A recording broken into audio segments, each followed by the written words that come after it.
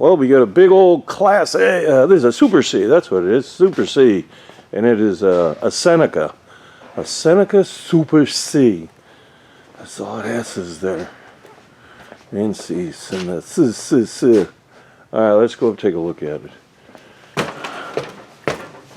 You can see we get everything all wrapped up. This is a Phylon roof. It's not a membrane roof. It's a Phylon roof.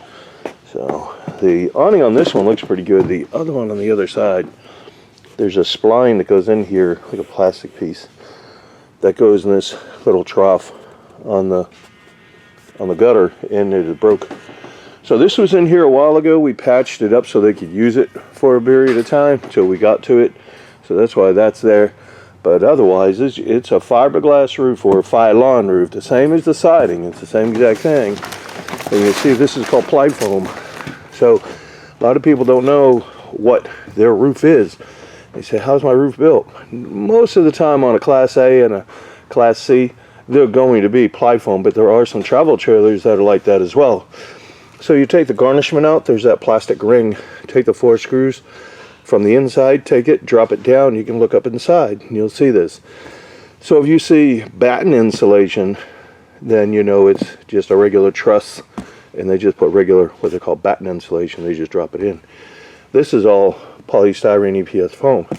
That's what that is. So good way to know what you got. It's a great system once it doesn't get wet. Once it gets wet, then it's another challenge to just fix. But otherwise, I actually like the system. If there's enough structural strength in it, you can see we got a, I don't know, hopefully you can see that, but there's a heck of a sag right there. So we're definitely going to have to jack that up and see what's going on. Maybe a truss had broken. I don't know. So we don't know until we get that removed. So then over here, so I have to make some new shoulders because the Phylon comes all the way over. So I got to make new shoulders to run down here. Once we get that, the new shoulders got to go to something, and that's what I was exploring how we're going to do it. So they're going to have to get lodged in here. We're going to put a piece of wood in here so we have something structural to hold on to. So this is the other awning that I was talking about. This is how like the spline is all gone in there. Okay, all the threading come out, but it's probably still inside the track more than likely.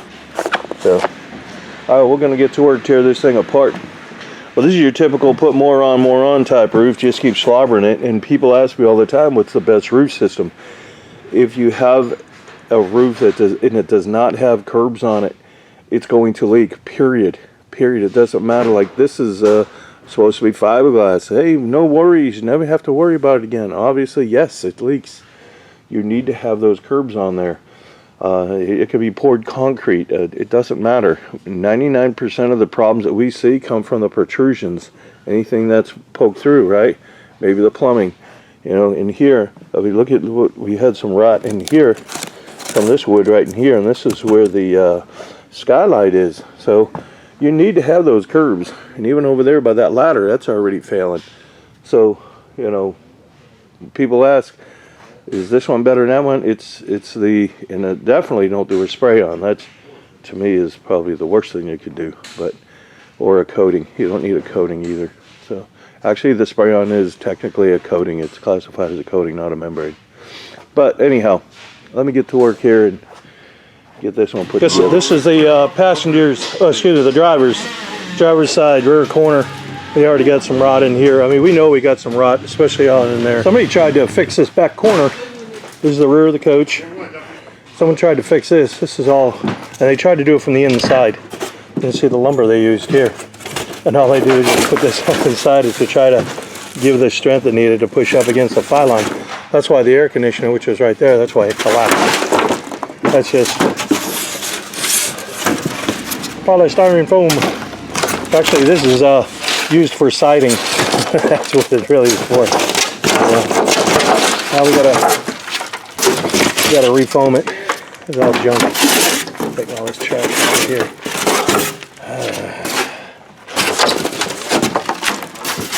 So you guys can see some pieces under there too. And what also gave me a hint that they had some issues is because this is a Luan that they use, but they don't use these. This is shear ply. that they use for flooring, right? And that's why all the little X's are there. That's how you fasten it down. But this isn't something you're going to get for the RV industry. They don't use that. They use regular Luan. So somebody has obviously gotten in here and tried to monkey with this whole thing. I was hoping it'd be all a white foam. That would be good. But there's no strength on here. And this is our air conditioners right here. I gotta get all that out of the way. Let me see if I can get this out of the way. This is what it looks like naked.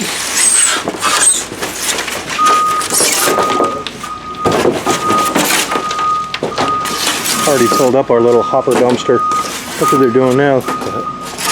Using a fork truck to go dump it.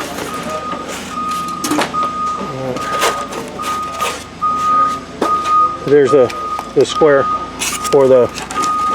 They just stitched all that in there.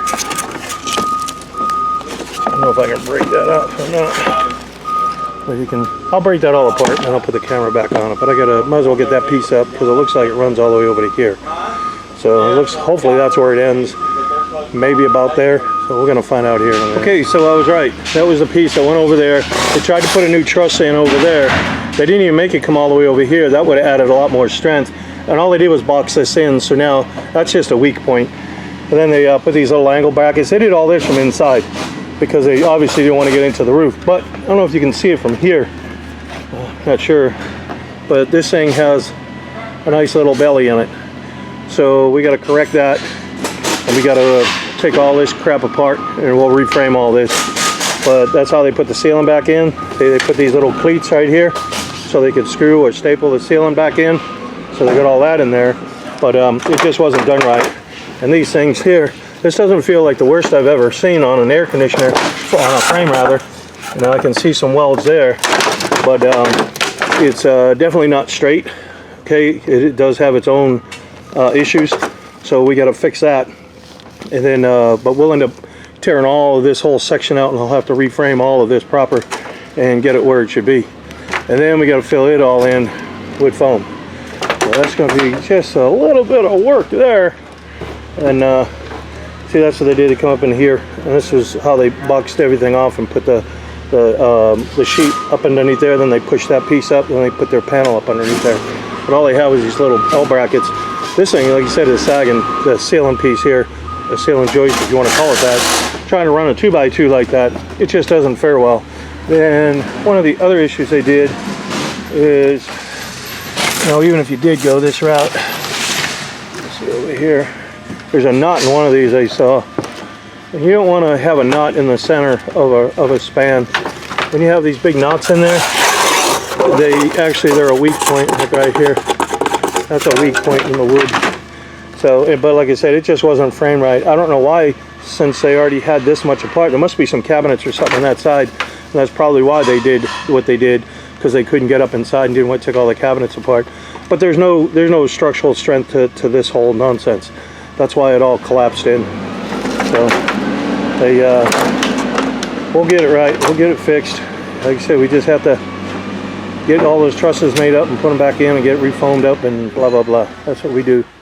So some of this stuff we don't expect. I didn't expect all of this mess right here or all this extra work. We don't know until it comes in. So my first thought was maybe, and I've had this happen quite often, is that these trusses will sag. And then we just go in and we can reinforce maybe a truss or two. You know, that's a lot easier than having to take all this apart, take all that foam out and everything, and then reframe the whole thing and get it done. Now, obviously, we're going to go inside. We're going to jack up the ceiling because we got to get that right so we can put everything back together, glue it back together, make sure it all stays back together so it doesn't sag on the inside. It's all got to work in concert. Oh, and that's the way this is, this ply foam. This is a really good roof because they vacuum seal it and they glue it all together. I like these roofs.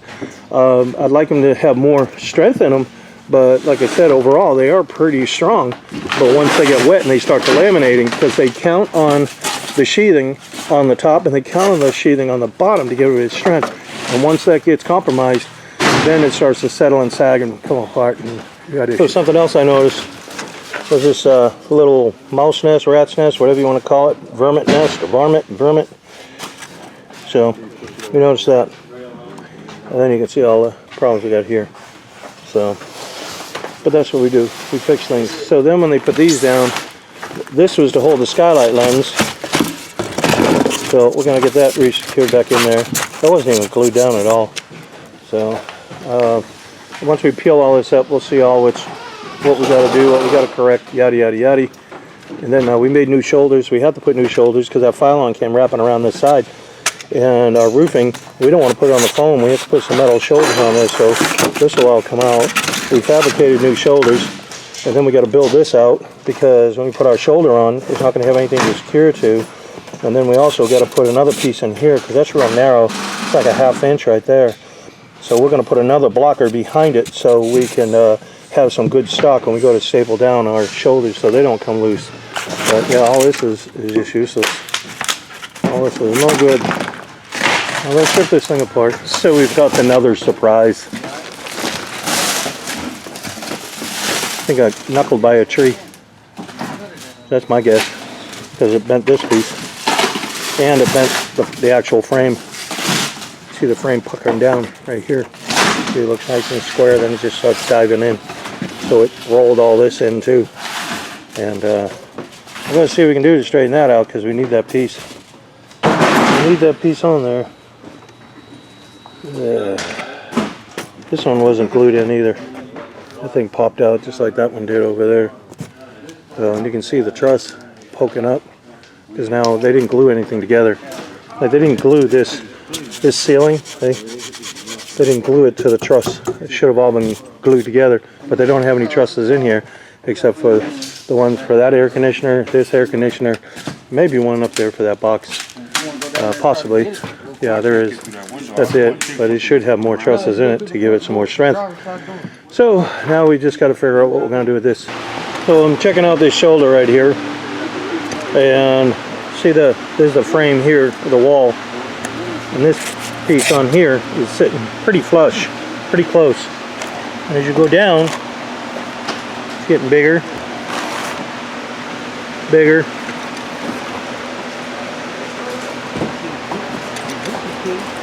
How big it is now. It's like, it keeps getting a little wider. All the way down to about right in here. Looks like the widest point. So I'm going to put the shoulder on, but that wants to stay straight. And sometimes you put those shoulders on and you try to get them to seat right. They're a radius and they may not want to seat right. And I don't know if I can pull this in. So that was one thing that caught my attention. I'm just using this level as a straight edge. You can't use it as a level on a coach unless the coach is level. A true plumb. So then you stand back here, and if you look at this piece, and then it kicks out this way. So we'll put this piece, try to line it up pretty good like that. Look what it's doing down here. That's not the camera, that's right here.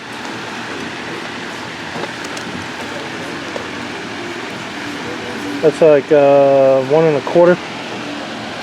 Let me pull it here. And that's like 1/2 inch.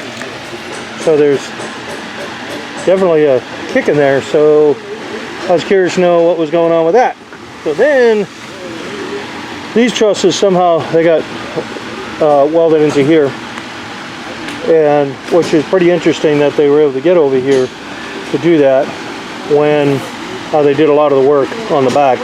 So unless, I don't know how that was done because it doesn't have the same piece here, right?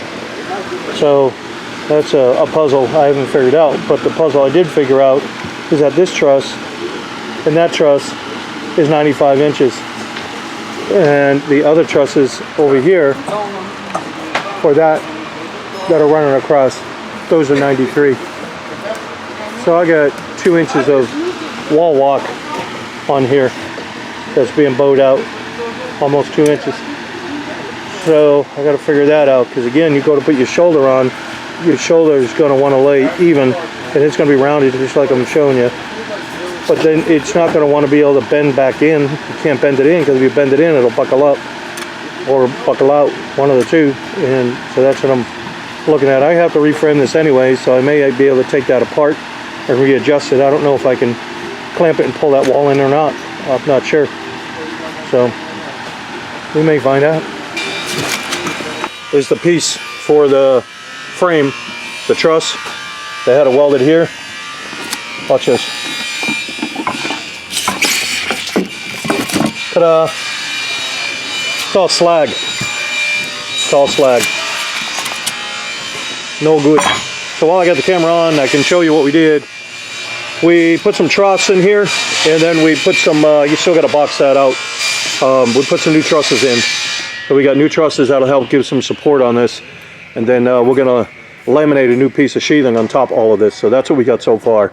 So a lot of it was just mundane. Filled in some blockers here. This here we took and we drilled holes here, so we, up underneath this one, there's a big thick piece. We screwed it back to this. This is all screwed down to the frame. And then, I don't know if you can see this, but right about there, I don't know if you can see that hump in there where it looks like it's kind of going in like this. Yeah, I got all that booger on me. So, but let's see if I can show you if I can get it off of everything else I've touched. But it's right about right here. Right about right there. See that? So on the other side, on the opposite side over there, it hooks the other way. So this whole coach, it comes down and has kind of a crook in it. Right there, it cooks this way, and over there it bubbles out. That bubbles in, this bubbles out. So just, we're gonna try and take as much of the sin out as we can, but whatever hit this thing, jacked it that bad that we can't straighten all that mess out. So, like you said, we're just trying to fix this frame. We still got foam and everything to put in there, but I'm just giving you kind of an update on where we're at. All right, so now we get the roof all done, like all the repairs are done. We're gonna start decking it. So we got all the plywood down there, and we just dry fitted everything in here and to make sure everything is all gonna line up, and then we're gonna go back and I gotta glue it all down. So we also fixed the foam problem here. We put in some new foam, that's all glued in, and we're going to use an adhesive that's, you got all some of this pockiness right here. There's some, obviously some wires, but you got some pockiness in here. So I want to try to balance that out. So we've got the foam, this EPS foam in a spray cylinder, and that's what we're going to use to bond everything back together. We're going to get her back, and then we're done. So you can see how we framed everything out. This is for around the skylight. So we brought those new trusses in, but it's already, like, we can walk on this right now without the decking. That's how strong it already pulled it in. So we filled in these little gaps because we had to beat these troughs, and then we're foaming everything in. So you can see some of the adhesive we used on it. And the stuff that I'm using is just a little different than this adhesive, but it's in a bigger cylinder. So, but it's almost the same animal in a sense. But anyhow, that's what we did, get all these trusses in, and we tried to put them in. I didn't want to load this thing up with a whole bunch of trusses. I mean, one, that's a lot of work, but I need to get it strong enough to take some of the humps out and some of the sagging that we had, and offer some support for like the air conditioners. So that's why we put them in here. Then these ones, I believe they range about 32 inches apart, and the reason why I say it ranges is because there's some other obstacles in here that we couldn't put them in exactly at 32. So that being said, we may be at like 33 or whatever, but we cut each individual piece of plywood to fit on here, and that's 1/2 inch plywood that we're using. It's 1/2 inch BC grade, so it's smooth one side is basically what it is. So like I said, we're about ready to go, but that come out really well. I'm real happy with that. We patched all that sealant back together, and then again we put the new trusses in here to carry the weight of this. And some of that was kind of wonky, but if you're looking at it and it looks kind of wonky, that's because they put those sticks in there when they did it. We'll take all those out and we'll bridge it and build a nice little box inside there so everything sits proper for sure. So we'll get all that right. But other than that, she's ready to go. We're about ready to spray her down. But one thing I could not fix was this curve that's right in here. And you see it curves around, but I already mentioned that. There's something structural underneath it. So we're going to try and see if we can take the curse out when we do our radius, and you can faintly see we got some of this one out, but it's still got a slight pucker, you know, inward this way, and the other one is outward the other way, obviously. So something jacked this whole thing over, and I'm guessing that's either the tree, if a tree hit it or something, or the other thing is there is a wall down there, and if they didn't put that wall in the right place when they built it, this could have already been here like this. I don't know. but we did notice a damage over there, so that's why we just kind of figured it was a tree. All right, let's get to work. All right, so we got all the plywood all secured down. That's all set. You can see we got our strips in there. We've already got the driver's side. We've already got that roofing on. We had to build new shoulders, so we put all new shoulders on both sides. And we kind of took that curse out. There was a little curse in here. This one was hooking in this way, and on the other side, we didn't get it all, but we took some of the sin out of this side. That one was puckered out the other way. So we took some of the curse out, but if you really look, you can see it. That's the best we can do, because it's something structural inside there. We'd have to tear it apart for that.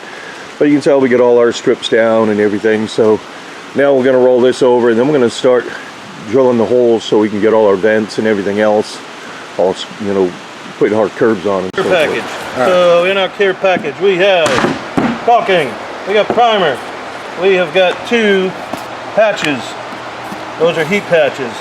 We got a patch peel and stick patch. We got a checker tool. We've got a magnet. And the rest of this is just pens, keychains, brush, nozzle. Okay, so if we have a hole in the roof, it will simulate a hole. You can do hole simulations.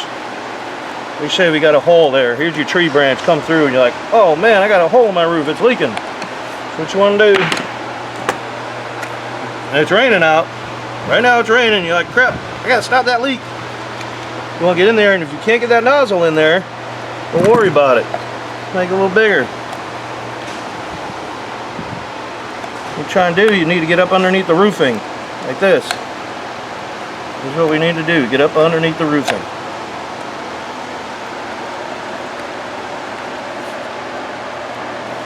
Then you're going to take and you're going to put this up inside there, and you're going to squeeze, squeeze, squeeze, squeeze. Hopefully this thing is plugged up. There it goes.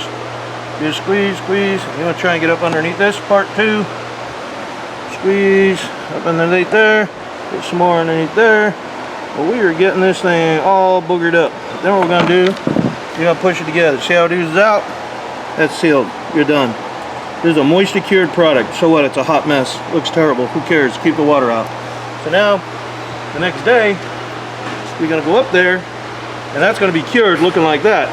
So we're going to take a knife, and you just shave it down.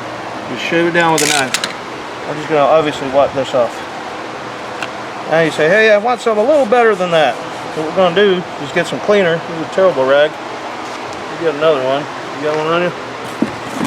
Oh, get a rag, get a rag, get a rag, get a rag, get a rag.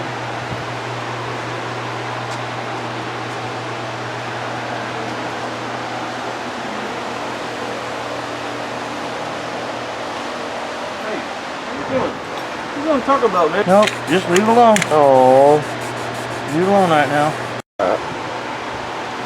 We're recording now? Are we on? Yes, sir. Okay. Alright, so now we cleaned it off with a knife. I just washed that off because it's still wet. Take that off. So now we got a patch. This is a peel and stick patch. We're going to take that, we're going to center it over there. Just take a pen and go around like this. I like to kind of put a dash like that so I know who's where, what, and where, and how. So now there's what I got. So in the package we got primer. We also have a brush. You're going to take that, you're going to go all inside the square. You're also going to go outside this square about 3/8 of an inch. Outside about 3/8 of an inch or so. Once you get that, there's a film on the back. You peel the film, now you know which side you are, see, because there's your marks. And you peel that film back. Get the fingers in there to get the film off of this thing.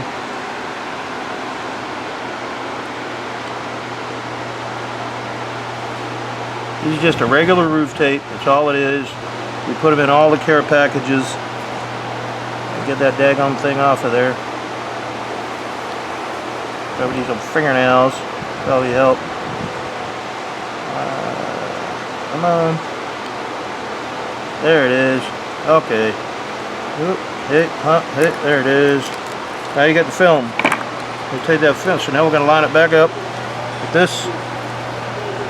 We already got the primer under there. You just peel the film back, and as you do, you just rub it down like this. Sometimes that film will get a little stuck in there. This is just a butyl. You just kind of try to keep it as even as you can and flat as you can. Boom, you're done. There it is. So now, out here, this is where your primer is. You put the primer on there. You got primer there, and now you're going to put primer here. You want to prime all this area with your brush. Prime all that. Then you're going to come back. Once you get it all primed, then you're going to put a little bit of caulking on it, just like this.